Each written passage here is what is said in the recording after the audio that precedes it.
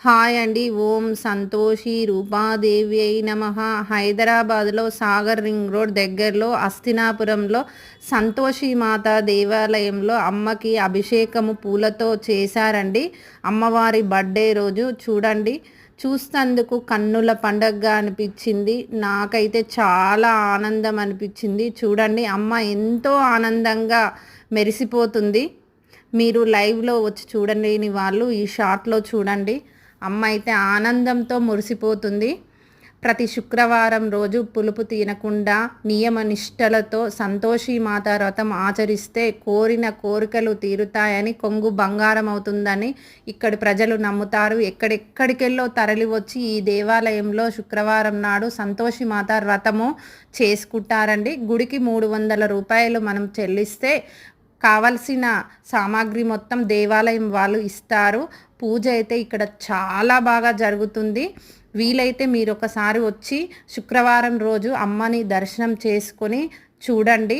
నేనైతే ప్రతి శుక్రవారం రోజు దేవాలయంకి వెళ్ళి నియమనిష్టలతో సంతోషి మాత వ్రతం చేసుకుంటానండి. నా జీవితంలో అయితే నాకు చాలా మంచిగా అనిపించింది. చూడండి అమ్మకు అభిషేకం చాలా అంటే చాలా బాగా చేశారు శుక్రవారం రోజు.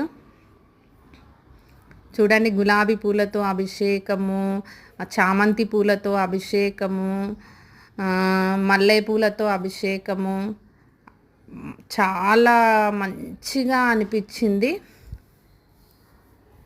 దేవాలయానికైతే ఉదయం 9:30 వరకు చేరుకోవాలండి. మధ్యాహ్నము 1:30 వరకు వ్రతం అయిపోతుంది.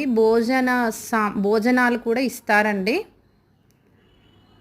చూడండి అభిషేకం అయితే చాలా బాగా చేశారు.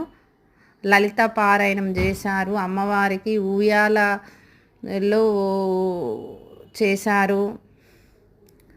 చాలా అందంగా ఉంది. అమ్మ అయితే మెరిసిపోతుంది.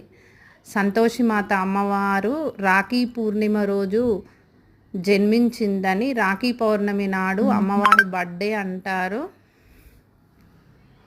40 శుక్రవారాలు సంతోషి మాత వ్రతం ఆచరించి 41వ శుక్రవారం ఉద్యాపన చేస్తే కోరిన కోరికలు ఖచ్చితంగా తీరుతాయి. ముగ్గురు అమ్మల అమ్మ సంతోషి మాత. ఆమె శాంతమూర్తి. అస్సినాపురం దేవాలయంలో అయితే శాంతమూర్తి. మస్తు ప్రశాంతంగా ఉంటుంది. వీలైన వాళ్ళు వచ్చి శుక్రవారం రోజు వ్రతం చేసుకోండి. కోరిన కోరికలు తీరుతాయి. కొంగు బంగారం అవుతుంది. పిల్లల భవిష్యత్తు బాగుంటుంది.